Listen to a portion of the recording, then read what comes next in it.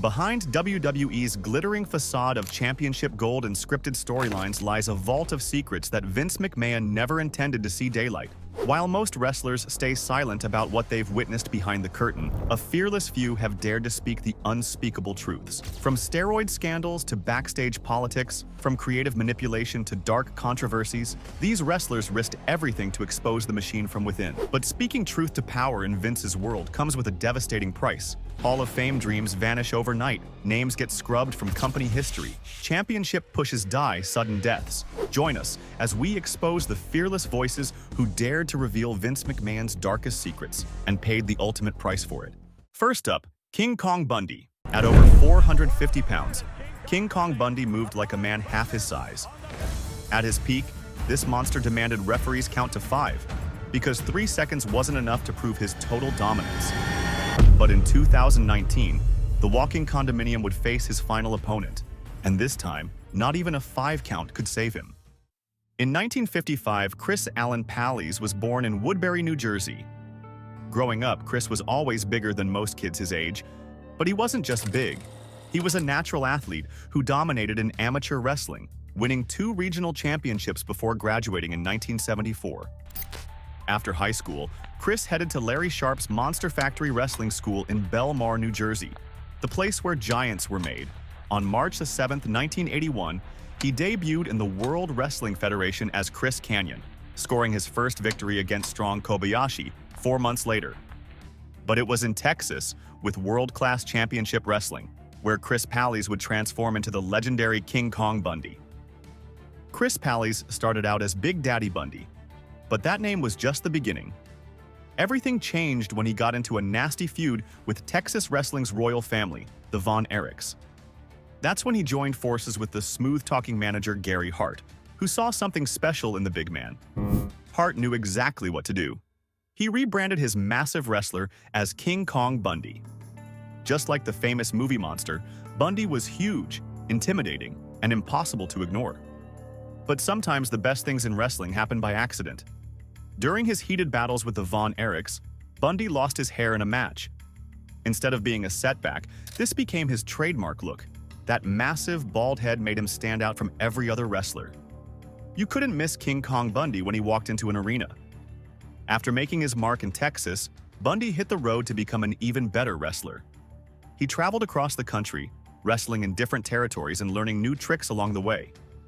In the American Wrestling Association, he terrorized their biggest stars.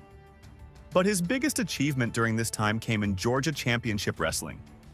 There, he teamed up with a mysterious masked wrestler known as the Superstar, and together they did something incredible. They beat the unstoppable Road Warriors for the NWA National Tag Team Championship. The Road Warriors were considered nearly unbeatable, so this was a huge deal.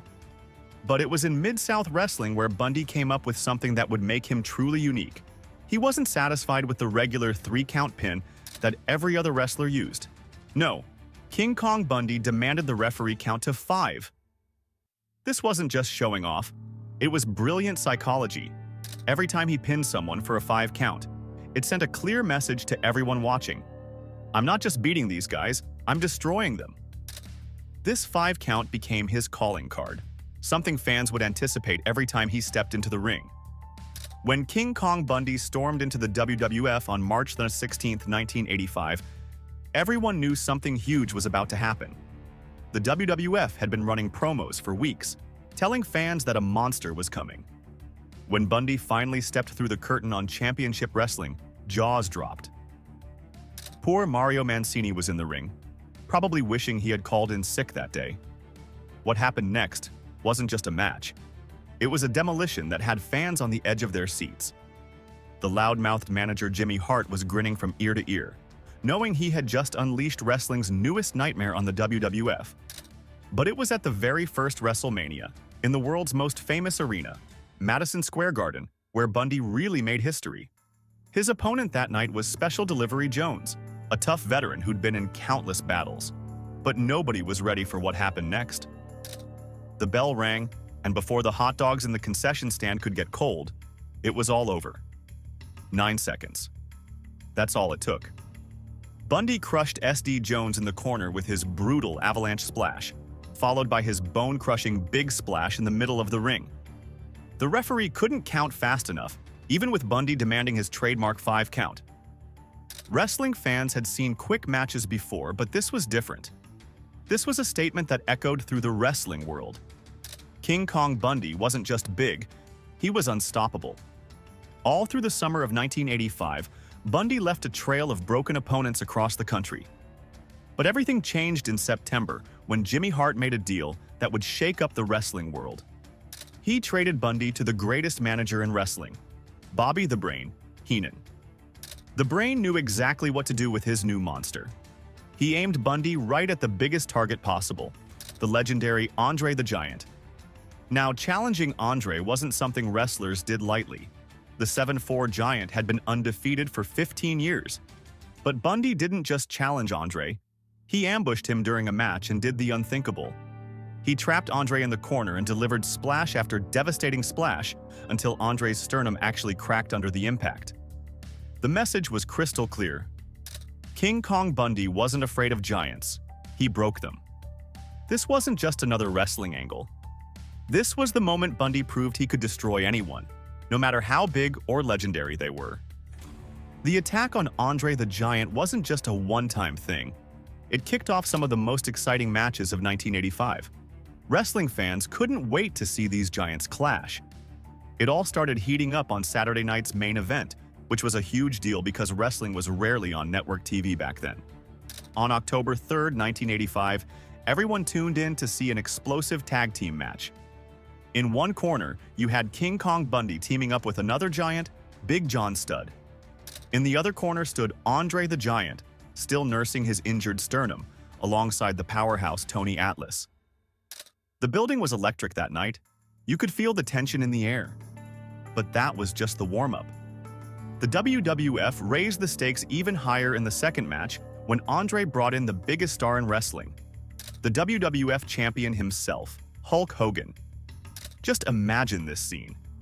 Andre the Giant and Hulk Hogan, probably the two most famous wrestlers in the world, standing together in one corner, while Bundy and Studd, two massive monsters, waited in the other.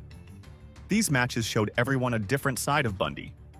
Sure, he was devastating in single matches, but now he was proving he could be just as dominant in tag team action.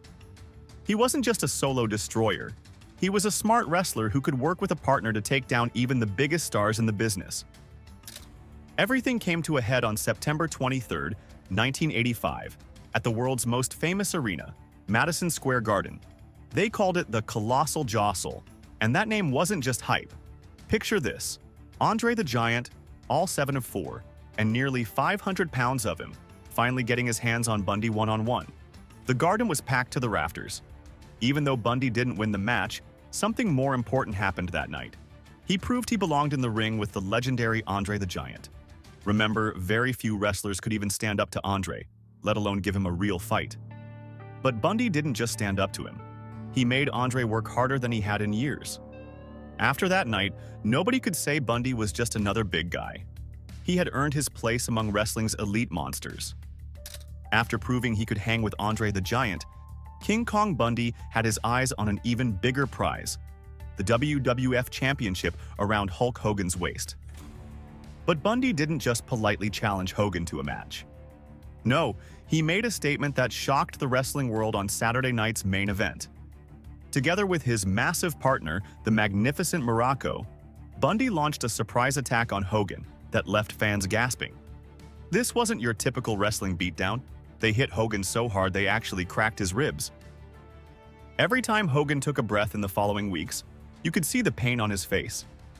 This wasn't just wrestling storyline stuff. Those bruises were real, and everyone knew it. This brutal attack set the stage for something huge, the main event of WrestleMania 2 on April 7, 1986. But Hogan and Bundy weren't just going to have a regular match. No, they were going to be locked inside a steel cage. The build-up to this match was intense. Every time Bundy appeared on TV, he'd remind everyone how he'd injured Hogan's ribs, promising to finish the job inside the cage. Meanwhile, Hogan was selling those injured ribs, making fans wonder if their hero could possibly survive being trapped in a cage with this monster. When WrestleMania 2 finally arrived, the atmosphere was electric. Just imagine this scene. The massive steel cage lowering around the ring, Bundy's intimidating figure filling one corner, and Hogan, still favoring those injured ribs, pacing in the other. What followed was something wrestling fans still talk about today. Bundy used every inch of that cage, throwing Hogan into the steel, squashing him in corners, and coming incredibly close to winning the title several times. The fans were on their feet, holding their breath with every near fall. Could this be the night Hulkamania died? But just when it looked like Bundy might actually pull it off, Hogan found that supernatural strength he was famous for. Fighting through the pain of his injured ribs, he managed to hit his legendary leg drop, the move that had finished off countless opponents before. Even though Bundy didn't win the title that night, he did something just as important. He helped make WrestleMania feel like the biggest event in wrestling. This wasn't just another match. It was a war between giants that proved WrestleMania was truly wrestling's Super Bowl. After the huge cage match with Hogan, Bundy wasn't done making waves. He teamed back up with his old partner Big John Studd, and together they stumbled into one of the strangest and most fascinating feuds in wrestling history, the mystery of the Machines. Here's where things get really interesting. A group of massive wrestlers started showing up in masks, calling themselves the Machines. The leader was Giant Machine, and something about him seemed really familiar. Bobby the Brain. Heenan started putting the pieces together. He was convinced that Giant Machine was actually Andre the Giant in disguise. See, Andre had been suspended at the time, and Heenan believed this was his clever way of sneaking back into the WWF. Bundy and Studd became like wrestling detectives, trying to prove it was Andre under that mask. Every week, they'd try new ways to expose Giant Machine, measuring his footprints, comparing his moves to Andre's, even trying to rip the mask off during matches. This wasn't just about wrestling anymore. It was like a mystery show mixed with athletics. Fans packed arenas to see these wild six-man tag matches where Bundy, Studd, and Heenan would face different combinations of the Machines and their partners. The matches were full of drama and comedy, with Heenan constantly pointing out evidence that Giant Machine was Andre, while Bundy and Studd tried to unmask their mysterious opponents. But that's not all Bundy was up to during this time. He and Studd set their sights on the WWF Tag Team Champions, the British Bulldogs, Davey Boy Smith, and the Dynamite Kid. Now, this was really interesting because it showed a whole different side of Bundy. The Bulldogs were way smaller but incredibly quick and hard-hitting. Everyone wondered how a monster like Bundy would handle these speedy opponents. But he proved he could do more than just squash people. He adapted his style, showing he could keep up with the Bulldogs' faster pace. Sure, they never won the tag team titles, but these matches proved Bundy wasn't just a one-trick giant. He could work with anybody, big or small, and make the matches exciting. WrestleMania 3 showed fans a side of King Kong Bundy they never expected to see. Instead of battling giants, he found himself in one of the most unusual matches ever, a mixed six-person tag team match involving Little People wrestlers. Bundy teamed up with Little Tokyo and Lord Littlebrook against an odd team of Hillbilly Jim and his partners, the Hang Away. Finally, Bundy had enough.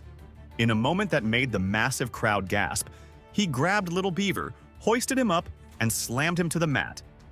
Then came the crushing elbow drop, a move that looked absolutely devastating given the size difference. The referee and partners turned on him. This wasn't just another match. It showed that Bundy could tell a story in the ring and get fans emotionally invested. But 1987 wasn't done with King Kong Bundy yet. He entered the prestigious King of the Ring tournament, proving he had the stamina to wrestle multiple tough matches in a single night. This was a big deal, because most giants couldn't last through several matches like that.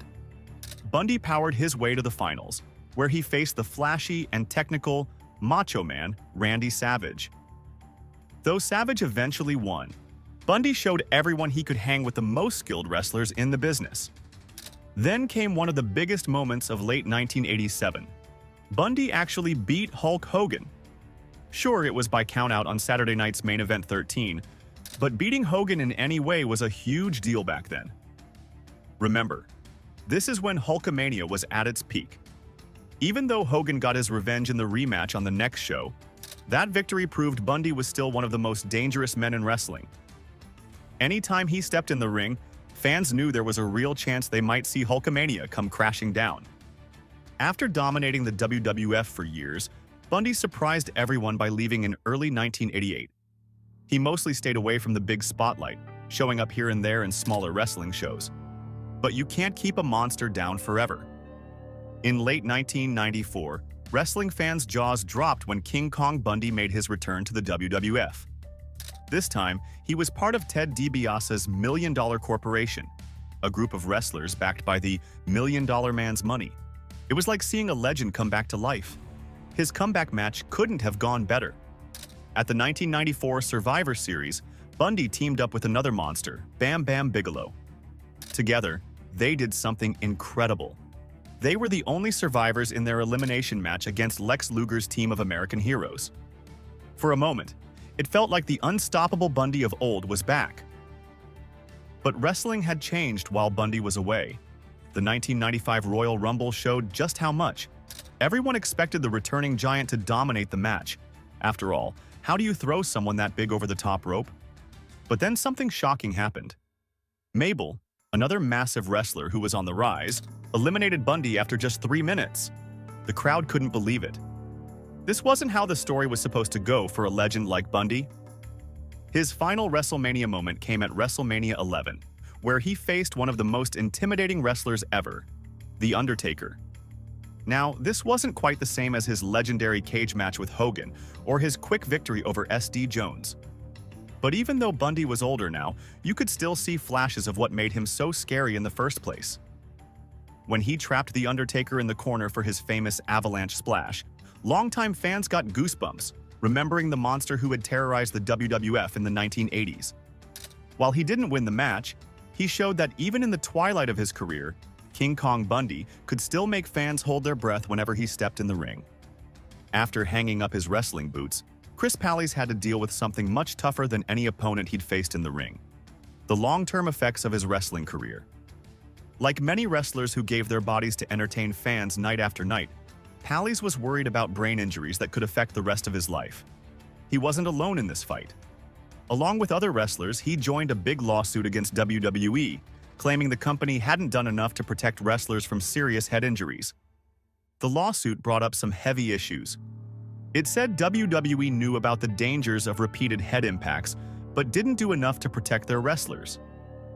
According to the legal papers, the company didn't just fail to provide proper medical care, they actually tried to hide how serious these injuries could be. This wasn't just about money. It was about wrestling's dark side and the price athletes pay for entertaining fans. Things got complicated when the lawsuit was thrown out by the courts in September 2018. But the effects of this legal battle went beyond the courtroom. Wrestling journalist Anthony Mango from Bleacher Report pointed out something interesting. He believed this lawsuit might be why Pallies never made it into the WWE Hall of Fame. Despite being one of the most memorable big men in wrestling history and helping make WrestleMania the huge event it is today, King Kong Bundy's name was never called for the Hall of Fame. King Kong Bundy wasn't just a monster in the ring. He had a whole other life in the entertainment world. Here's something cool that not everyone knows. The main family in the hit TV show Married with Children wasn't named Bundy by accident. The show's creators were such big wrestling fans that they named the family after King Kong Bundy himself. He even showed up on the show several times, and fans went crazy every time he appeared. But that wasn't his only brush with Hollywood. In the movie Moving, he got to work with comedy legend Richard Pryor. Picture this: the massive King Kong Bundy playing a clumsy mover. It was like seeing your favorite wrestling monster in a whole new light. Then there was Weird Science, where he got to play a wrestling coach. Talk about perfect casting. Who better to teach TV characters about wrestling than a real-life wrestling legend? Later in life, Bundy surprised everyone by stepping onto comedy club stages. That's right. The same guy who demanded 5 counts and crushed opponents in steel cages was now making people laugh on purpose. He traded body slams for punchlines, proving he had a quick wit to match his impressive size. But on March 4, 2019, the wrestling world lost a true giant. Chris Pallies, known to millions as King Kong Bundy, passed away at his home in Glassboro, New Jersey. He was just 63 years old, taken too soon by complications from diabetes. The same town where his incredible journey began now said goodbye to one of wrestling's most unforgettable characters. Up next, Randy Savage. Randy Savage was one of wrestling's most charismatic superstars, whose flamboyant outfits and explosive intensity made him a cultural icon beyond the wrestling world. He went from being a minor league baseball player to becoming the Macho Man, capturing multiple championships while his relationship with Miss Elizabeth became wrestling's greatest love story. However, rumors of an inappropriate relationship with a teenage Stephanie McMahon would allegedly change everything for the Macho Man. In 2011, at 58 years old, the Macho Man would suffer a heart attack while driving, crashing his car in what would be his final tragic curtain call. But one question remains unanswered. Why was Randy Savage never mentioned in WWE for more than 20 years? In 1952, Randy Mario Poffo was born in Columbus, Ohio. His father, Angelo Poffo, was already making a name for himself as a professional wrestler in the 1950s and 1960s. His mother, Judith, was Jewish American, and Randy was raised Catholic in a household where wrestling was just part of everyday life. But Randy had different plans. Despite growing up around the wrestling business, he chose baseball as his first love. The St. Louis Cardinals signed him straight out of high school in 1971, and suddenly Randy found himself living the dream that millions of kids could only imagine. He was a talented outfielder with real potential, the kind of player who could make scouts take notice. When he injured his shoulder, he didn't give up. Instead, he taught himself to throw left-handed, showing the determination that would later define his wrestling career. Randy's minor league career took him through the Cardinals organization and later the Cincinnati Reds system. He spent his days traveling from town to town, playing in small stadiums for crowds that barely filled the bleachers. The minor leagues in the early 1970s were a grind. Players made almost nothing, maybe a few $100s a month during the season. Most had to find other work during the off-season just to survive. The dream of making it to the majors kept everyone going, but the reality was harsh. Only a tiny percentage of minor leaguers ever saw a major league stadium as anything more than a fan. This athletic background gave Randy advantages that most wrestlers never had. His hand-eye coordination was exceptional from years of tracking fly balls and line drives. His conditioning came from running bases and playing 140 games a season. He understood the mental pressure of performing in front of crowds, even small ones. Baseball had taught him how to handle failure, because even the best hitters fail 7 times out of 10. These skills would prove crucial when he eventually stepped into wrestling rings where split-second timing could mean the difference between a great match and a dangerous botch. Growing up as Angelo Poffo's son meant wrestling was never really foreign to Randy. He'd seen his father's matches, met other wrestlers, and understood the business side of the sport. Angelo was working territories across the Midwest, building his reputation as a tough, reliable performer.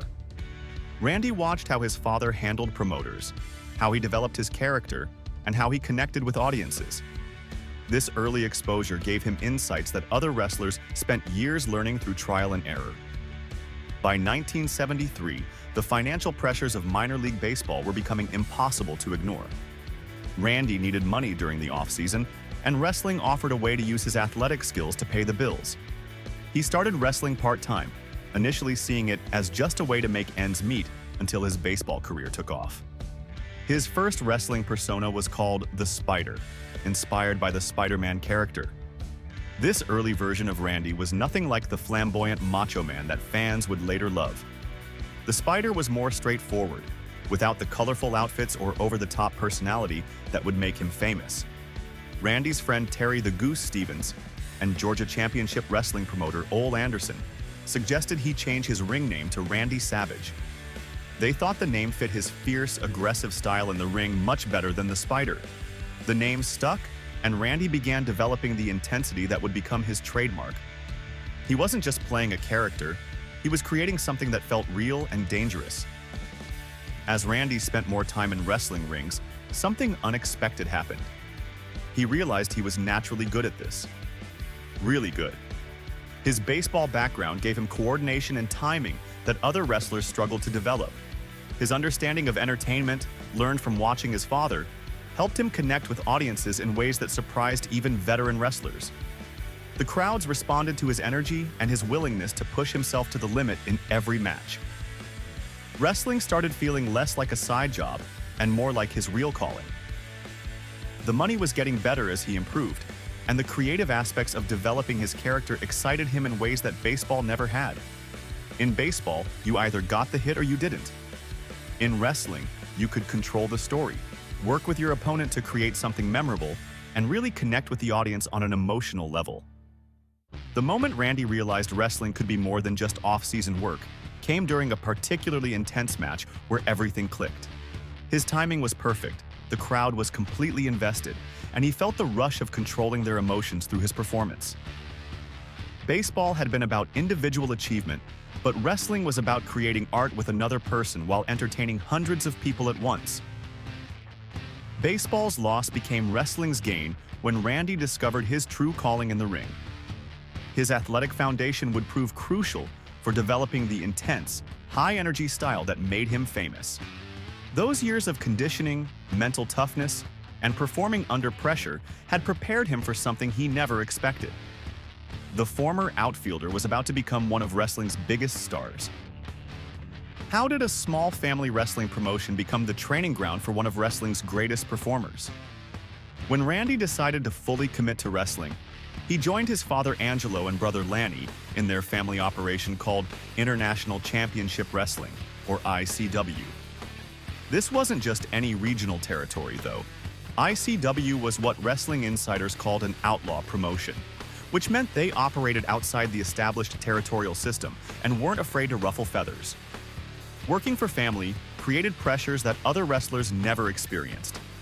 Randy couldn't just show up, do his job, and go home. Every match, every promo, every business decision reflected on the Poffo family name. Angelo had built ICW from nothing, and Randy felt the weight of that legacy every time he stepped through the curtain. If he had a bad match, it wasn't just Randy Savage who looked foolish. It was Angelo's son. That kind of pressure either breaks wrestlers or makes them great, and Randy used it as fuel. ICW operated differently than most regional territories. They didn't play by the gentleman's agreements that kept other promotions in their lanes. Angelo booked ICW in direct competition with Jerry Jarrett's Memphis territory, which created instant heat and controversy. This meant ICW wrestlers, especially Randy, had to work twice as hard to prove they belonged. They couldn't rely on friendly relationships with other promoters or established booking deals. They had to earn everything through pure talent and determination. The outlaw status actually worked in Randy's favor. Without the restrictions of the traditional territorial system, he had complete creative freedom to experiment with his character. He started developing the flamboyant persona that would make him famous. The colorful outfits began appearing during his ICW days. The dramatic gestures and over-the-top personality traits were tested and refined in front of small crowds who became his first real fans of the Macho Man character. Randy's brother Lanny was also developing his own wrestling persona in ICW, and the competition between them pushed both to improve constantly. Lanny was more technical and cerebral in his approach, while Randy was pure intensity and charisma. They'd practice promos together, critique each other's matches, and challenge each other to be better.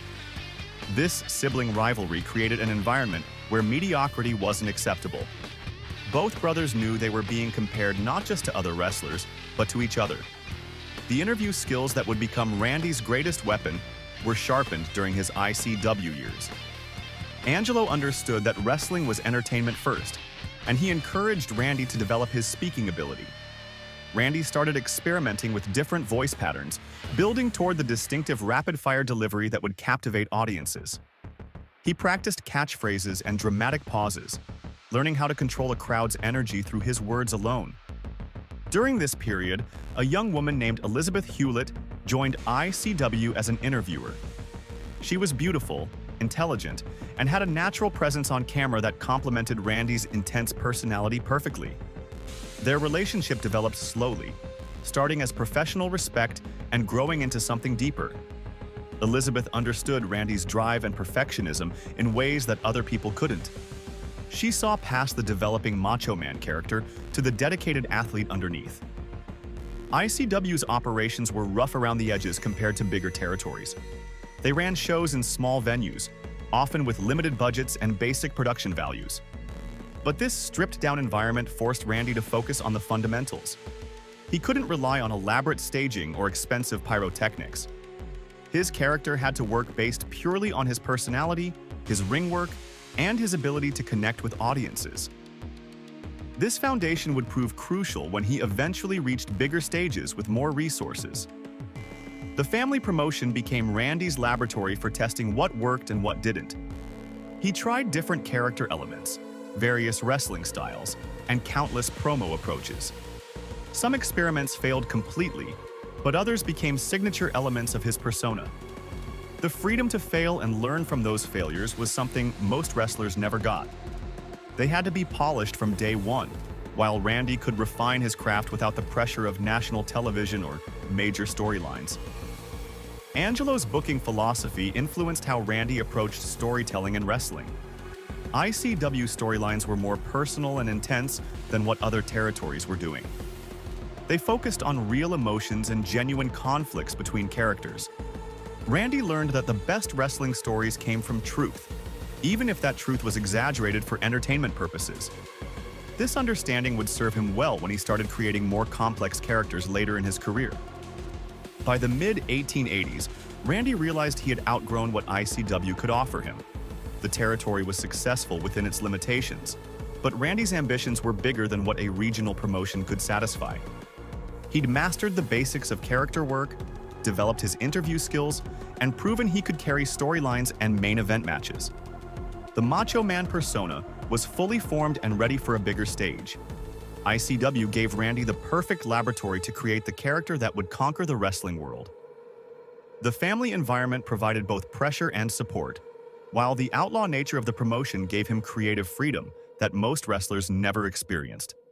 By 1985, Randy was ready to take his act to the biggest stage in wrestling, armed with skills and confidence that could only come from years of experimentation and family-driven perfectionism.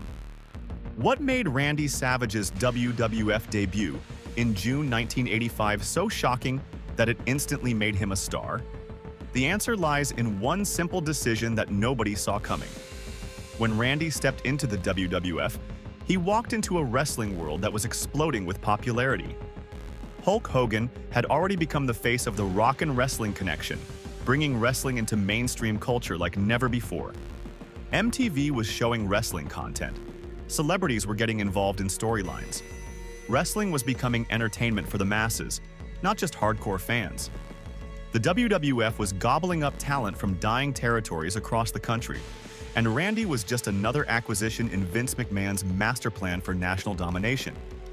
But Randy understood something that most other wrestlers didn't get. He knew that standing out in this new landscape required more than just good wrestling skills. You needed to be different, memorable, and most importantly, unpredictable. WF officials presented Randy as the hottest free agent in wrestling. They built up his arrival by having established managers compete for his services. Bobby Heenan wanted him. Jimmy Hart was interested. Classy Freddie Blassie threw his hat in the ring. These were the biggest names in wrestling management, and they all wanted to work with the new guy from ICW. The wrestling world was watching to see which established manager would guide Randy's WWF career. Then Randy shocked everyone.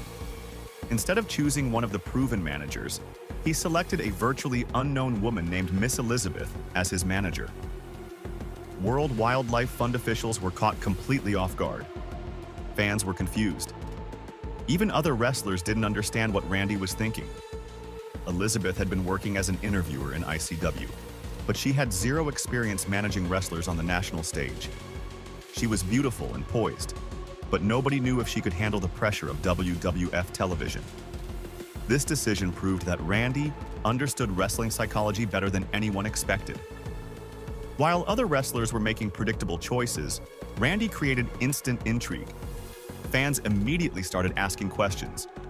Who was this mysterious woman? Why did Randy choose her over established managers? What was their relationship? The curiosity alone made people pay attention to Randy's matches and interviews. Randy's look was perfectly suited for the WWF's move toward mainstream entertainment. His colorful outfits were unlike anything wrestling fans had seen before. He wore bright bandanas, flashy sunglasses, and vibrant jackets that made him stand out even on a roster full of characters. While other wrestlers wore basic trunks and boots, Randy looked like a rock star who happened to wrestle. His visual presentation was so striking that people noticed him immediately, even if they'd never seen him wrestle. The development of his signature speaking style happened quickly once he hit WWF television.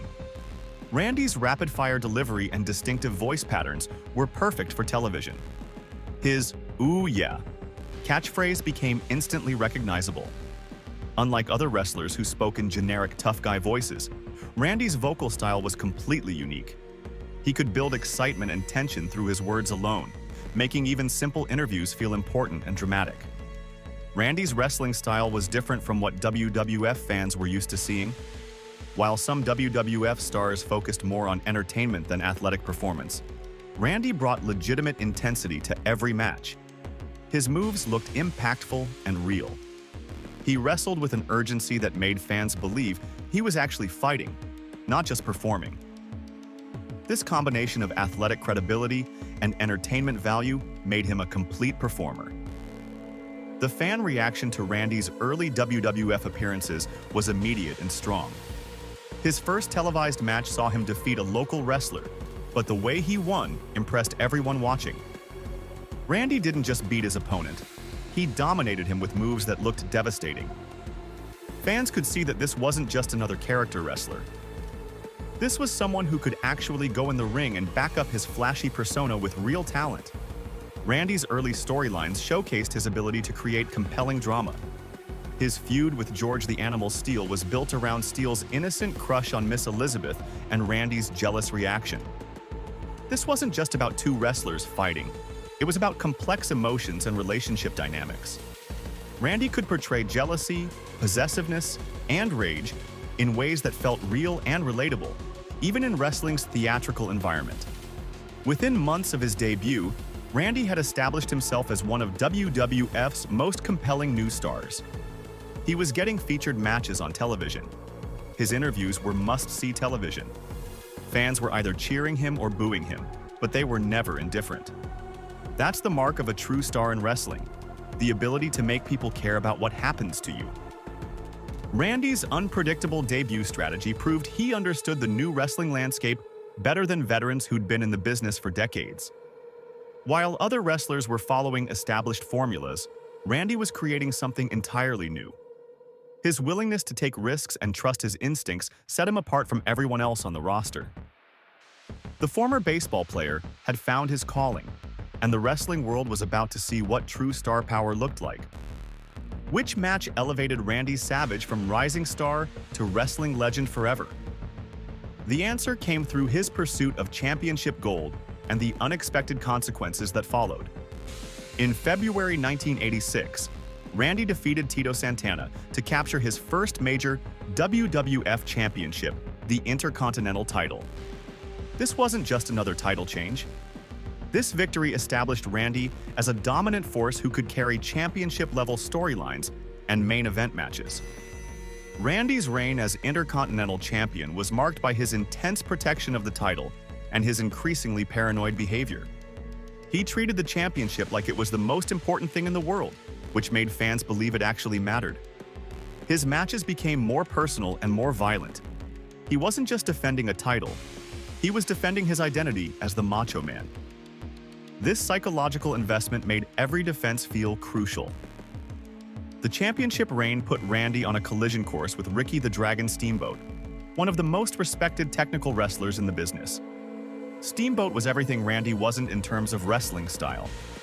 Where Randy was explosive and unpredictable, Steamboat was smooth and methodical. Where Randy relied on intensity and charisma, Steamboat built his reputation on pure wrestling skill and athleticism. Their contrasting styles created natural tension that promised an incredible match. The build-up to their WrestleMania 3 encounter began with one of the most brutal attacks in wrestling history. Randy crushed Steamboat's throat with the ring bell during a televised match, creating a storyline that felt genuinely dangerous. Steamboat disappeared from television for months, supposedly recovering from his injuries. This absence built anticipation for his return and created real heat between the two wrestlers. Fans genuinely believed Randy had seriously injured Steamboat, which made their eventual confrontation feel like a revenge story. When Steamboat returned, he was focused solely on getting his hands on Randy. The personal nature of their feud elevated it beyond just another championship match. This wasn't about wrestling titles or company politics. This was about payback for a vicious attack that could have ended Steamboat's career. The emotions felt real because they were built on a foundation of legitimate athletic competition and personal animosity. Expectations for their WrestleMania 3 match were incredibly high. Wrestling fans knew both men were capable of great performances, but nobody expected what they were about to witness. The match was scheduled for the Pontiac Silverdome in front of over 90,000 fans, the biggest wrestling audience either man had ever performed for. The pressure was enormous, but both wrestlers embraced it. Randy and Steamboat spent months preparing for their encounter. They reportedly choreographed every move, writing sequences on legal pads and memorizing the match move for move. This level of preparation was unusual for wrestling matches, which typically relied more on improvisation and calling spots during the action. Their meticulous planning showed their commitment to creating something special. The technical mastery both men brought to their legendary 14-minute match was immediately obvious. Every move flowed perfectly into the next. The timing was flawless. The storytelling was compelling from the opening bell to the final pinfall. Randy's explosive offense contrasted beautifully with Steamboat's technical counters. Neither wrestler wasted a single movement or gesture. Every action served the story they were telling. Their WrestleMania 3 Classic redefined what wrestling could be on the biggest stage. Previous WrestleMania matches had focused more on celebrity involvement and entertainment spectacle. Randy and Steamboat proved that pure wrestling skill could captivate massive audiences just as effectively as any celebrity cameo or elaborate production. Their match was proof that wrestling fans appreciated genuine athletic competition when it was presented properly. The crowd reaction throughout the match was electric. Over 90,000 fans were completely invested in every near fall and dramatic moment. When Steamboat finally pinned Randy to win the championship, the reaction was deafening. The audience had witnessed something special, and they knew it. The immediate aftermath saw fans on their feet, celebrating not just Steamboat's victory, but the incredible performance they just witnessed. Wrestling experts still consider this match one of the greatest ever because it combined technical excellence with emotional storytelling. The athletic skill was undeniable, but the psychology was equally impressive. Both wrestlers understood how to make the audience care about the outcome through their actions and reactions. They created drama through wrestling moves, rather than relying on outside interference or gimmicks. Losing the title actually elevated Randy's status rather than hurt it. His performance proved he could deliver classic matches when the stakes were highest. Wrestling fans and industry insiders recognized that Randy had just participated in something truly special. Losing to Steamboat in such a memorable way was more valuable than winning a forgettable match against a lesser opponent. The Steamboat match positioned Randy for even bigger opportunities in the WWF. His reputation as a big match performer opened doors to main event status and championship opportunities that might not have been available otherwise. Wrestling promoters knew they could trust Randy to deliver when it mattered most, which made him a valuable asset for major storylines and pay-per-view events. The Steamboat match proved Randy could deliver classic performances when it mattered most, establishing him as one of wrestling's elite performers and setting the stage for his eventual rise to the top of the wrestling world. How did wrestling's most powerful alliance become its most bitter rivalry? The story begins at WrestleMania 4 in March 1988, when Randy Savage captured his first WWF championship. The tournament to crown a new champion was one of the biggest wrestling events of the decade, and Randy's victory over Ted DiBiase in the finals was the moment everything changed for him. But the most iconic image from that night wasn't Randy holding up the title belt. It was him celebrating with Miss Elizabeth on his shoulders, both of them beaming with joy as confetti fell from the ceiling. That celebration marked the beginning of something bigger than just a championship reign. Hulk Hogan had been instrumental in helping Randy win the tournament, appearing at ringside to even the odds against DiBiase and his bodyguard Virgil. The mutual respect between Randy and Hogan was obvious, and their friendship felt genuine to wrestling fans who had watched them support each other through various storylines. When they officially formed the Mega Powers Alliance, it seemed like the most natural partnership in wrestling. The Mega Powers dominated the WWF like no tag team had before them. They weren't just two wrestlers working together. They were the company's two biggest stars, combining their popularity and talent into something unprecedented. Their matches drew huge crowds and television ratings. Merchandise sales went through the roof. Wrestling fans couldn't get enough of seeing Hogan and Randy team up against common enemies. The alliance represented everything that was exciting about wrestling in the late 1980s. Randy's championship reign with Hogan by his side was the peak of his career up to that point. He had proven he could carry the company as its top champion, and having Hogan's support legitimized his position in ways that surprised even skeptical fans. Their combined charisma and star power made every appearance feel like a major event. When they walked to the ring together, the crowd noise was deafening.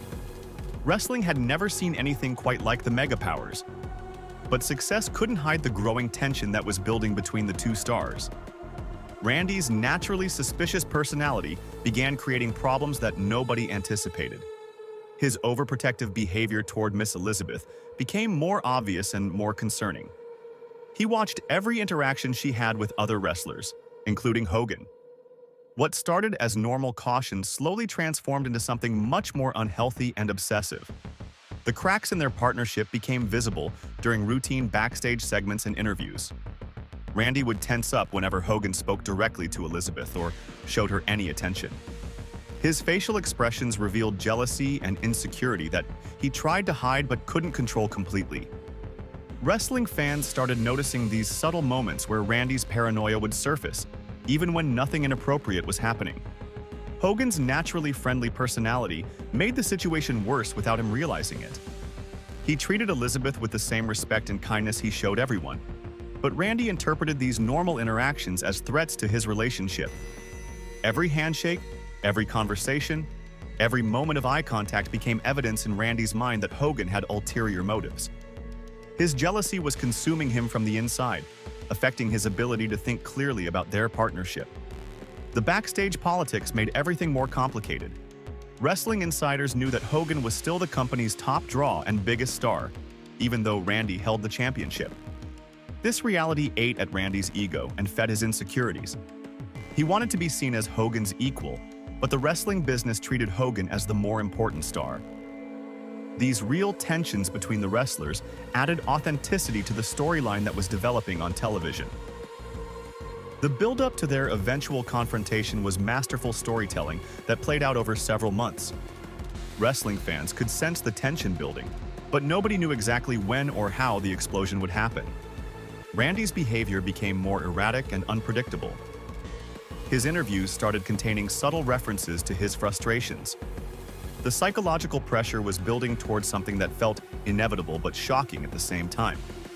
The explosive breakup happened during a tag team match when Randy's jealousy finally boiled over completely.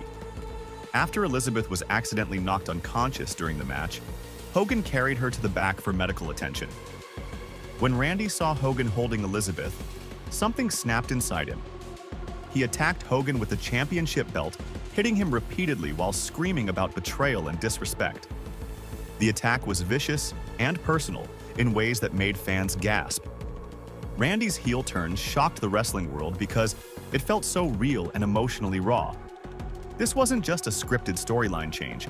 It was a complete character transformation that revealed Randy's darkest impulses and deepest fears. His attack on Hogan was driven by genuine emotion that transcended normal wrestling storytelling. Fans had never seen anything quite like it before. Their WrestleMania 5 showdown became one of the biggest box office successes in wrestling history. The personal nature of their feud, combined with both wrestlers' star power, created massive interest among wrestling fans and casual viewers alike. The match represented the climax of months of psychological storytelling that had captivated audiences. The Mega Powers saga proved Randy could carry storylines that transcended normal wrestling entertainment. His complex character work during this period showed emotional depth and psychological realism that elevated wrestling above simple good versus evil stories into something more sophisticated and compelling. Why did Randy Savage's move to WCW in 1994 shock the wrestling world? The answer lies in what everyone thought they knew about a 41-year-old wrestler who seemed to be winding down his career. By the early 1990s, Randy had been moved into a commentary role for WWF television. Vince McMahon saw him as a veteran who could add credibility to the announce team, while the company focused on building newer stars. Randy was calling matches instead of wrestling them, wearing suits instead of colorful trunks, and watching from ringside while younger wrestlers got the spotlight he once owned. The frustration was eating at Randy from the inside. He wasn't ready to hang up his boots and become just another voice on television. Wrestling was still in his blood, and he felt like he had years of good matches left in him. The WWF's vision for his future didn't match his own ambitions. He wanted to wrestle, not just talk about wrestling. He wanted to create moments in the ring, not just describe them for the audience at home. At 41, many wrestling insiders thought Randy was past his prime when he made the jump to WCW. The wrestling business was brutal on aging bodies, and most wrestlers his age were either retired or working part-time schedules. Critics wondered if Randy could still perform at the level that made him famous. His best years seemed to be behind him in the WWF, so why would WCW expect anything different? The circumstances that led to his departure from WWF after nearly a decade were complex. Randy felt undervalued despite his years of service to the company. He had been one of the biggest stars of wrestling's mainstream boom, but now he was being pushed aside for the next generation. The writing was on the wall. The WWF was moving in a different direction, and Randy wasn't part of their long-term plans as an active wrestler. WCW offered Randy something the WWF wouldn't give him anymore: the chance to wrestle full-time again instead of just commentating. WCW needed established stars to compete with the WWF's roster, and Randy represented a proven draw who could still perform. The financial package was attractive, especially when Randy brought his lucrative Slim Jim endorsement deal with him. That deal reportedly earned him $750,000 per year in 1995, proving his marketability extended beyond just wrestling. Randy's World Championship runs in WCW surprised everyone who thought his best days were over. He won the WCW World Heavyweight Championship multiple times, including a victory in a 60-man battle royal at World War III in 1995. He regained the title in January 1996, proving he could still be the face of a major wrestling company. His matches were intense and competitive, showing that age hadn't slowed down his signature style. The reunion with Miss Elizabeth added emotional weight to Randy's WCW storylines. Fans who had followed their relationship during the WWF years felt genuine nostalgia seeing them back together. Elizabeth became Randy's manager again, creating continuity between his past success and his current run. Their chemistry was still there, and it enhanced every storyline Randy was involved in during his early WCW years. Randy's role in the NWO storyline kept him relevant during WCW's hottest period. The New World Order was the biggest angle in wrestling, and Randy found himself right in the middle of it. He initially teamed with Hulk Hogan before eventually turning on him and joining the NWO. This allowed Randy to continue his legendary rivalry with Hogan while staying involved in WCW's most important storylines. The renewed feuds with Hulk Hogan proved that their chemistry hadn't diminished over the years. Their matches in WCW felt fresh, despite their long history together. Randy's heel work was as convincing as ever, and fans bought into their conflicts just like they had years earlier. The personal animosity between their characters translated perfectly to the WCW environment. Randy proved age was just a number with memorable matches throughout his 40s. He had notable encounters with Ric Flair, Diamond Dallas Page, and other top WCW stars. His conditioning remained impressive, and his intensity never wavered. Younger wrestlers respected his work ethic and ability to elevate their performances through his experience and psychology.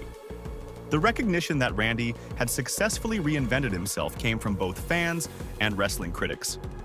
He had proven that established stars could thrive in new environments when given the right opportunities. His WCW run wasn't just a victory lap or a nostalgia act. It was a legitimate second chapter in his career that produced memorable moments and quality matches. Randy's WCW run proved he was far from finished and could adapt to any wrestling environment. He adjusted his style slightly to work with different opponents while maintaining the core elements that made him special. His interviews remained compelling, his matches stayed intense, and his presence elevated every storyline he touched. His 5-year renaissance showed that true stars can thrive regardless of company politics.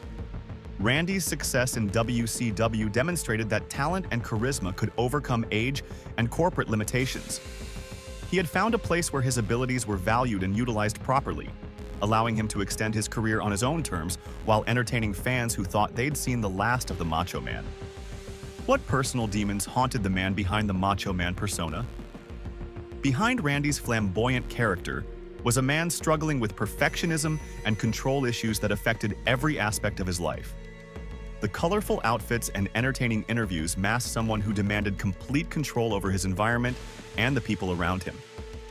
Wrestling insiders knew that working with Randy meant dealing with someone who obsessed over every detail, from match choreography to backstage interactions.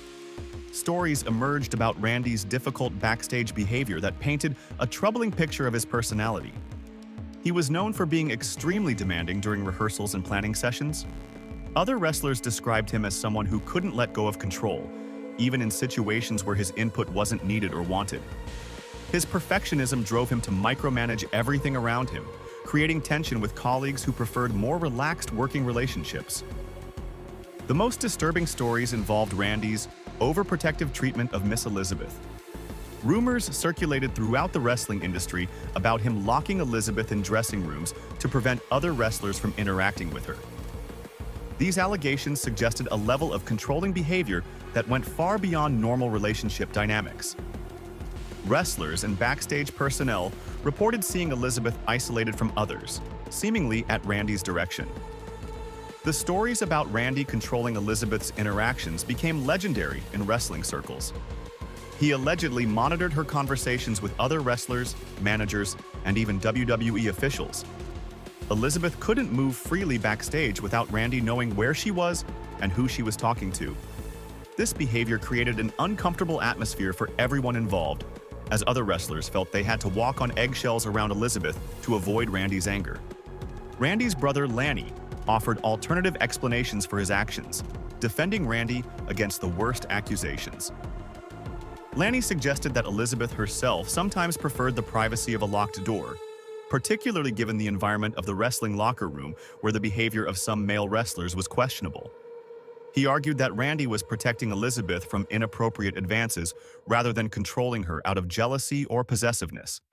Lanny's defense highlighted the complex reality of wrestling's backstage culture during that era. Locker rooms were rough environments where crude behavior was common and women often faced unwanted attention. From this perspective, Randy's protective instincts could be seen as reasonable precautions rather than controlling behavior. However, the extent of his actions suggested something beyond normal protective measures.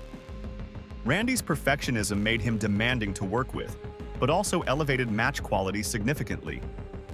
His meticulous approach to match planning, demonstrated in the WrestleMania 3 encounter with Ricky Steamboat, where every move was choreographed, showcased his commitment to excellence. Wrestlers who worked with Randy often produced their best performances because he pushed everyone to meet his incredibly high standards. The dedication to his craft came with a cost that affected his relationships with colleagues.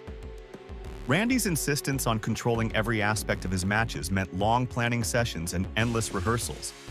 Some wrestlers appreciated this approach because it guaranteed quality results. Others found it exhausting and preferred the spontaneity that came with calling matches on the fly during actual competition. The real-life marriage troubles between Randy and Elizabeth paralleled their on-screen drama in uncomfortable ways. Their relationship became strained under the pressure of Randy's controlling behavior and the demands of their wrestling careers. The line between their characters and their real personalities blurred to the point where fans couldn't tell what was scripted and what was genuine marital conflict. Their divorce, announced in 1992, marked the end of one of wrestling's most famous real-life couples. The split affected both their personal and professional lives, as they had to continue working together despite their failed marriage. Elizabeth's departure from Randy's storylines felt natural, because their real relationship had deteriorated to the point where working together became impossible. Persistent rumors about why WWE kept Randy away for years after he left have never been fully explained. The most widespread story suggests that Randy had an affair with Stephanie McMahon, which supposedly caused Vince McMahon to blacklist him from the company. However, there's little concrete evidence to support this claim, and Bruce Pritchard has stated that there were actually numerous discussions about bringing Randy back. The loss of the Slim Jim sponsorship when Randy moved to WCW cost WWE valuable advertising revenue, which may have contributed to their reluctance to work with him again. Some sources suggest that Vince McMahon's personality and his tendency to hold grudges played a role in Randy's exclusion. The exact reasons remain unclear, with various conflicting accounts adding to the mystery. Randy's personal struggles revealed the human cost of maintaining such an intense public persona. The pressure of being the Macho Man character seemed to amplify his natural tendencies toward perfectionism and control. Wrestling's demanding schedule and high-stress environment made it difficult for him to separate his character from his real personality. The man behind the character was far more complex and troubled than fans ever realized. Randy's success came at a personal price that affected his relationships, his mental health, and his ability to find peace outside the wrestling ring. His story serves as a reminder that even the most charismatic performers can struggle with demons that their public personas successfully hide from the world. How did a heart attack in 2011 finally end the mystery surrounding wrestling's most enigmatic star? The answer begins with a tragedy that happened 8 years earlier. In 2003, Miss Elizabeth died unexpectedly at the age of 42. The circumstances surrounding her death were tragic and complicated. She had been living with Lex Luger when she suffered acute toxicity from a mix of painkillers and alcohol. Her death devastated Randy, even though they had been divorced for over a decade and hadn't seen each other in several years. Randy expressed that he felt bad for Elizabeth's family after her passing. Despite their troubled marriage and bitter divorce, her death marked the beginning of his final chapter. The woman who had been such an important part of his wrestling career and personal life was gone. Randy had already been away from wrestling for several years by this point, but Elizabeth's death seemed to affect him deeply. He became even more reclusive and private about his personal life.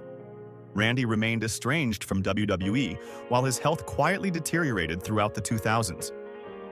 He was living in Florida with his second wife, Lynn Payne, whom he had married in 2010. Randy had stepped away from the wrestling spotlight almost completely. He wasn't making regular appearances or doing interviews. The wrestling world rarely heard from him during these years. Most fans assumed he was simply enjoying retirement and staying out of the public eye by choice. His final years away from wrestling were spent trying to find peace outside the ring. Randy had always been an intense person who struggled with the pressures of fame and the wrestling business. Without the constant demands of performing and traveling, he seemed to be looking for a quieter life. He was no longer the colorful character that fans remembered. Instead, he was just Randy Poffo, trying to live a normal life away from the cameras and crowds. The medical issues that led to his enlarged heart and coronary artery disease had been developing for years without proper treatment. Randy had never been diagnosed or treated for these serious heart problems. His arteries were almost completely blocked, creating a dangerous situation that could have been fatal at any moment. The years of intense physical activity, combined with the stress of his wrestling career, had taken a toll on his cardiovascular system that he wasn't aware of. The morning of May 20th, 2011, started like any other day for Randy and Lynn. They were driving in Randy's Jeep Wrangler near their home in Seminole, Florida. Both were wearing seatbelts as they headed out for what seemed like a routine trip. Randy was behind the wheel, and Lynn was in the passenger seat. Nothing about the morning suggested that tragedy was about to strike. Everything changed in an instant when Randy suffered a sudden heart attack while driving. The pain and shock of the cardiac event caused him to lose control of the vehicle immediately. The Jeep veered off the road and crashed into a tree. Lynn survived the accident, but Randy's condition was critical. The heart attack had been massive and sudden, giving him no warning or chance to pull over safely. Emergency services responded to the crash scene quickly, but their efforts couldn't save Randy. He was pronounced dead at the scene at the age of 58. The wrestling world was shocked by the news. Randy Savage, one of the most vibrant and energetic performers in wrestling history, was gone. Fans couldn't believe that someone who had seemed so full of life could die so suddenly and unexpectedly. The autopsy results revealed the full extent of Randy's health struggles that nobody had known about. He had suffered from serious heart problems, including an enlarged heart and advanced coronary artery disease. His arteries were almost completely blocked, which led to the fatal heart attack. The official cause of death was determined to be heart disease due to the blocked arteries. Most shocking was the fact that Randy had never been treated for these issues, suggesting he either didn't know about them or had chosen not to seek medical care. Randy's sudden death ended years of speculation about his relationship with WWE and why he had been kept out of their programming for so long. His passing brought an outpouring of tributes from wrestlers, fans, and industry insiders who remembered his contributions to the business. The wrestling community mourned the loss of one of its most unique and talented performers. The long-overdue recognition finally came in 2015 when Randy was posthumously inducted into the WWE Hall of Fame. This delay had been conspicuous, especially since many of his contemporaries from wrestling's golden era had already been inducted years earlier. His induction was a mark of distinction that recognized his massive contributions to the wrestling world. Up next, Bam Bam Bigalow was the massive monster who shocked the world by pulling off moves that only cruiserweights were supposed to do.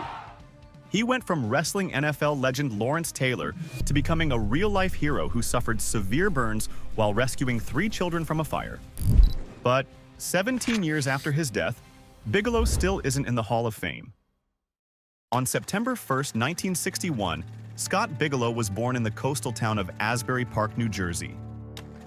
Even as a child, everyone could see there was something different about Scott. He was much bigger than other kids his age, and he had natural athletic talents that made him stand out wherever he went. In high school, Bigelow's athletic talents really began to shine. Although he wouldn't end up finishing school, he achieved something remarkable, earning varsity letters in both football and wrestling during just his sophomore year. His wrestling skills were particularly outstanding, and in 1979, he fought his way to 3rd place in the New Jersey State Wrestling Tournament. But his promising athletic career hit a roadblock when doctors discovered a cyst in his lower back. This painful condition forced him to sit out his entire senior wrestling season.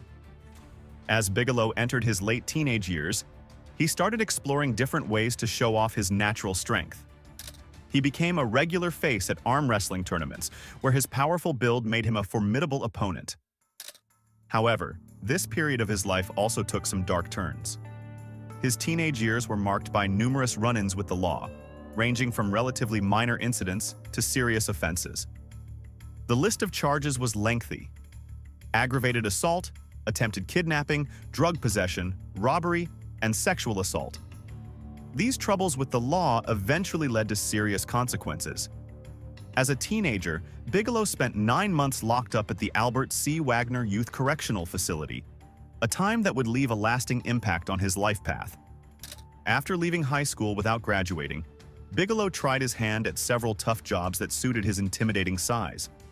He worked as a bouncer, a bodyguard, and even a bounty hunter.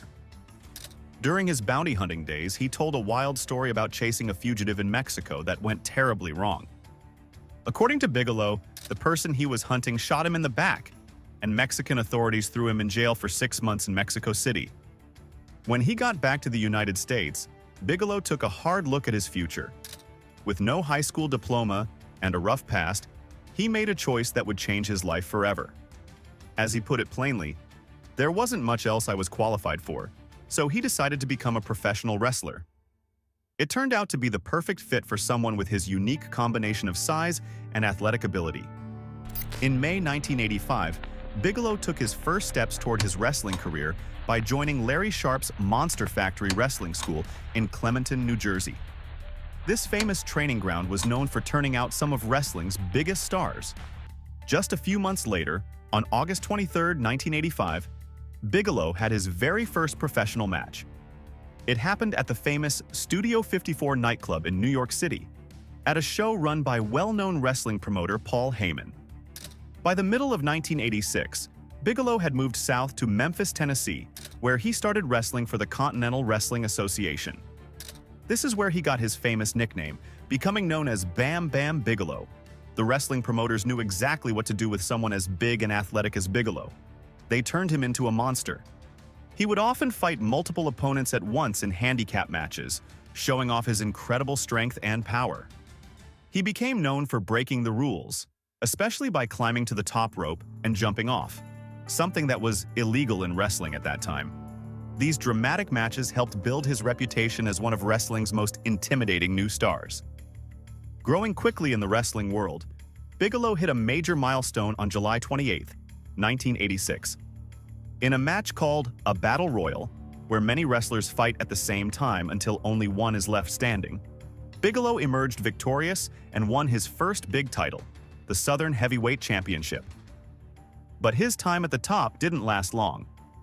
Just a few weeks later, on September 8th, he lost the belt to Jerry Lawler in a brutal type of match called a Texas Death Match, where wrestlers fight until one can't continue. After losing his title, Bigelow disappeared from the Continental Wrestling Association for a while to heal up. But when he came back, something unexpected happened. He joined forces with Jerry Lawler, the very man who had taken his championship. Together, they became a powerful tag team, picking fights with two other wrestlers named Austin Idol and Tommy Rich. The fans loved these intense matches, which often turned into wild brawls. Near the end of 1986, Bigelow tried something completely different. He moved to Texas to work for World Class Championship Wrestling, where he transformed into a totally new character. Playing on Cold War tensions of the time, he became Crusher Yurov, a scary Russian wrestler who struck fear into American audiences. This new role worked well for him. He won another title called the WCWA Television Championship. His success that year caught people's attention, and the readers of a respected wrestling magazine called the Wrestling Observer Newsletter voted him as the best new wrestler of 1986, giving him their Rookie of the Year award. This was quite an achievement, showing how quickly Bigelow had made his mark in professional wrestling. At the start of 1987, Bigelow's wrestling career took an international turn when he began traveling to Japan. Working for New Japan Pro Wrestling, he became known as Crusher Bam Bam Bigalow. Japanese fans loved his unique mix of size and agility, something they hadn't seen much before in their wrestling rings. In May 1987, Bigelow made the big jump to America's largest wrestling company, the World Wrestling Federation. At first, he only wrestled in matches that weren't shown on TV, called dark matches and house shows. These matches helped him learn the WWF style and get comfortable performing for bigger crowds. When he finally appeared on television, the company created an interesting story around him called The Battle for Bam Bam.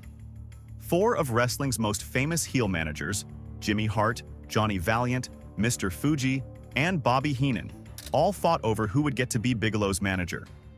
Everyone wondered who Bigelow would choose. In September 1987, he surprised everyone by picking Oliver Humperdinck, which made him one of the good guys in wrestling. Bigelow quickly showed why everyone wanted him on their side. In September and October 1987, he won several Battle Royal matches, throwing out multiple wrestlers to claim victory. Then came his first big TV special appearance at a show called Survivor Series. He joined a team of wrestling stars, Don Morocco, the famous Hulk Hogan, Ken Patera, and Paul Orndorff. They faced off against some of wrestling's scariest heels, the massive Andre the Giant, King Kong Bundy, Butch Reed, One Man Gang, and Rick Rude. Though Bigelow's team lost, he showed he could hang with wrestling's biggest names. By January 1988, Bigelow was regularly wrestling in main event matches. He started a heated rivalry with Ted DiBiase, known as the $1 Million Man. Often, Bigelow would team up with the biggest star in wrestling, Hulk Hogan, to face DiBiase and Andre in exciting matches that had fans packing arenas across the country. In June 1988, Bigelow faced one of the toughest matches of his career against Andre the Giant at Madison Square Garden. The match turned ugly when Andre decided to fight for real instead of following the usual wrestling style. Wrestling star Bret Hart later said Andre had nearly destroyed Bigelow in the ring. After this brutal match, Bigelow didn't stick around. He went straight to the locker room, grabbed his stuff, and left the building without talking to anyone. By July 1988, Bigelow was done with the World Wrestling Federation.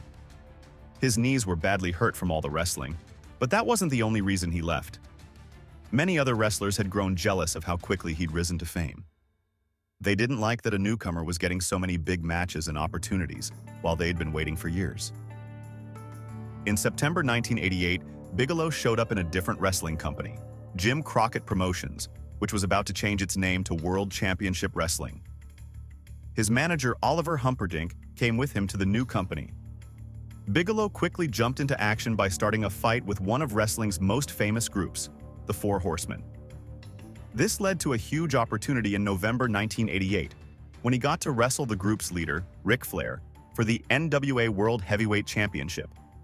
The match happened at the Charlotte Coliseum, though it wasn't shown on TV.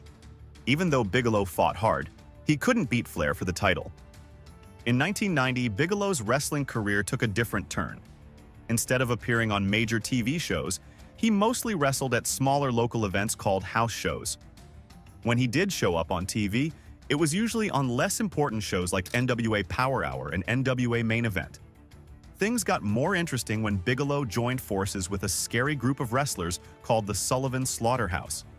The group was led by Kevin Sullivan and included the Wild Cactus Jack. These three made a fearsome team, known for their rough and violent style of wrestling. Their biggest moment as a team came in May 1990 at a big event called Capital Combat. Bigelow, Sullivan, and Cactus Jack teamed up for an important match against two very different opponents, Norman the Lunatic and the powerful Road Warriors. Despite the Sullivan Slaughterhouse's reputation for violence, they couldn't overcome their opponents that night. Norman the Lunatic and the Road Warriors won the match, dealing a big blow to Bigelow and his partners. In 1992, Bigelow's career path led him to Mexico, where he joined a company called the Universal Wrestling Association. His time there was mostly spent in six-man tag team matches, a very popular style of wrestling in Mexico. What made this period interesting was that he often teamed up with Andre the Giant. This was surprising because just 4 years earlier, Andre had beaten him up for real in that rough match at Madison Square Garden. But now they had put their bad blood behind them and worked together as partners.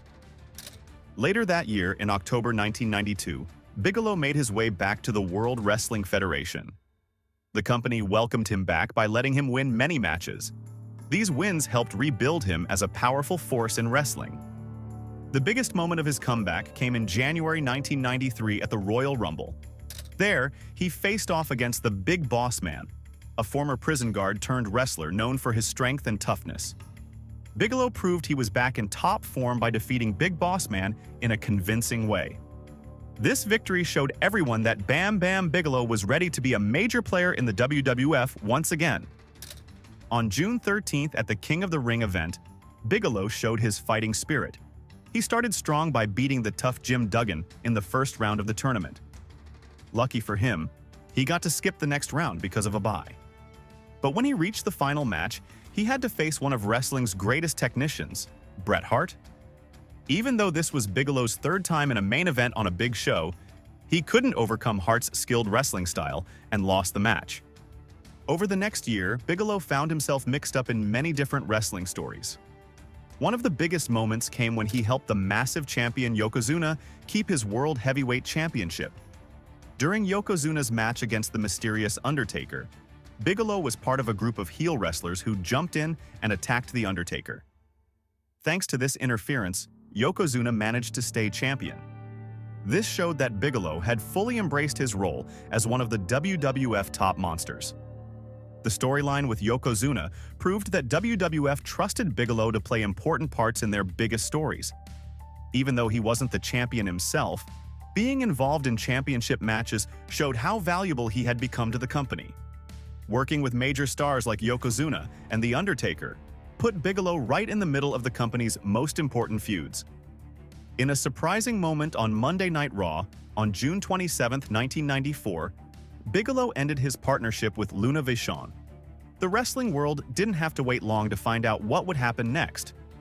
Ted DiBiase, the $1 Million Man, announced he had bought Bigelow's contract. This meant Bigelow was now part of DiBiase's new group, the $1 Million Corporation. The $1 Million Corporation was a collection of wrestlers under DiBiase's control. This new role changed things for Bigelow, turning him into one of the group's most powerful members. Instead of working alone, he now had powerful friends to help him in his matches. This move turned out to be good for Bigelow. At the big Survivor Series event that year, he led his $1 Million team to victory against a team called Guts and Glory. This win proved that joining DiBiase's group had put Bigelow back on the path to success. Having the rich and influential DiBiase in his corner opened up new opportunities for Bigelow to shine in important matches. The WWF had big plans to make their biggest show of the year, WrestleMania 11, even more special. They reached out to Lawrence Taylor, a famous football player who had been an all-pro linebacker for the New York Giants. When Taylor said yes to wrestling a match, they picked Bigelow to be his opponent. This was huge. Bigelow would get to fight a real sports superstar. The story started at the Royal Rumble event where Taylor was watching the matches from a seat near the ring. That night, Bigelow lost a match to a much smaller wrestler called the 1-2-3 Kid. When Bigelow saw Taylor laughing at his loss, he got very angry. His pride hurt. Bigelow stomped over to where Taylor was sitting. Taylor tried to be nice and offered to shake hands, but Bigelow wasn't having any of it. Instead, he shoved the football star to the ground right in front of everyone. This shocking moment got everyone talking. A professional wrestler had just put his hands on one of football's biggest stars. The WWF knew this would grab headlines and get more people interested in seeing what would happen next. By having Bigelow attack Taylor, they had created the perfect reason for these two powerful athletes to face each other at WrestleMania. After shoving Taylor, Bigelow faced quick punishment on the next Monday Night Raw when he got suspended. But even when Vince McMahon tried to get him to say sorry in an interview, Bigelow stood his ground. Instead of apologizing, he challenged Taylor to fight him anytime and anywhere. This showed everyone how serious Bigelow was about proving himself against the football star. Taylor didn't want to fight at first, staying away from wrestling and focusing on his football career. But Bigelow wouldn't leave him alone, throwing insults at him every chance he got. Finally, on February 27, 1995, at a big press conference for WrestleMania 11, Taylor had enough. After listening to more of Bigelow's trash talk, he accepted the challenge to fight. The big match happened on April 2, 1995, in the main event of WrestleMania 11. Even though Bigelow lost to Taylor, the match was a huge success. Major sports media like Sports Illustrated, ESPN SportsCenter, and USA Today all covered the story. This was exactly what WWF wanted. Their wrestling show was getting attention from mainstream sports fans. What made the match really special was how well Bigelow performed. Wrestling insiders praised him for helping Taylor, who had never wrestled before, look good in the ring. Bigelow knew exactly how to work with Taylor's football skills and hide his lack of wrestling experience. This showed that Bigelow wasn't just a great wrestler. He was also smart enough to make an inexperienced opponent look like a real challenger. In late 1995, Bigelow started feeling unhappy with how things were going in the WWF. He didn't like the way Vince McMahon was running things or where the company was heading. His last match happened on November 19, 1995, at the Survivor Series event. That night, he lost to a mysterious new wrestler called Goldust, who had just started appearing in WWF shows. After leaving WWF, Bigelow spent the next decade moving between different wrestling companies. He showed up in World Championship Wrestling and the more hardcore-style ECW. Even though he kept wrestling, his star power wasn't what it used to be. The days of main-eventing WrestleMania and fighting football stars were behind him. Year after year, Bigelow's career slowly went downhill. Despite being one of wrestling's most talented big men who could move like someone half his size, he never again reached the heights he had achieved in WWF. The man who once headlined major shows and grabbed mainstream sports headlines found himself wrestling in smaller venues for less money, showing how quickly fortunes can change in professional wrestling. During this time, a hidden battle was taking over Bigelow's life. He was fighting a serious addiction to OxyContin, a powerful prescription painkiller. Like many wrestlers who dealt with years of injuries, he had started taking pain medication to keep performing. But the medicine that was supposed to help him ended up becoming a major problem. His health got so bad that he couldn't work anymore and had to rely on Social Security disability benefits to survive. His body was breaking down with atherosclerosis, a condition where his arteries got harder and narrower. He also developed diabetes and fought ongoing infections that his body struggled to beat. His back, which had taken countless bumps in the wrestling ring over the years, was in terrible shape. He needed several surgeries to try to fix it, but these operations took their toll. The once towering Bigelow even lost 2 inches of height because of all his back problems. The combination of his addiction and health issues showed how the physical demands of professional wrestling could destroy someone's body and life long after they left the ring. The sad end came on January 19, 2007. Bigelow's girlfriend found him dead in their home in Hudson, Florida. He was only 45 years old. When doctors looked into why he died, they found a deadly mix of drugs in his system: cocaine and benzodiazepines at fatal levels. His heart problems from atherosclerosis also played a part. The medical examiner in Pasco Pinellas County ruled that his death was an accident, not suicide. This tragic ending was perhaps the final chapter in a life marked by both tremendous success and serious struggles. Despite his great talent in the ring, Bigelow's troubled past created problems that followed him throughout his life. His criminal record was serious. The charges included attempted kidnapping, sexual assault, and a particularly concerning incident of reckless driving that put a child in danger. These weren't minor offenses, and they likely made WWE hesitant about celebrating him publicly. Beyond his legal troubles, Bigelow wasn't afraid to speak his mind about wrestling's dark side. He openly talked about 2 subjects wrestling companies usually want to keep quiet: backstage politics and the industry's drug problems. He shared stories about how wrestlers would fight for positions, how some got pushed ahead of others because of politics, and the widespread use of drugs among wrestlers to deal with pain and maintain their schedules. By speaking openly about these sensitive topics, Bigelow might have made himself an uncomfortable choice for the Hall of Fame. Even though Bam Bam Bigelow's life ended too soon, his great matches and fighting spirit will never be forgotten. If you enjoyed this video, please like and subscribe. Until next time.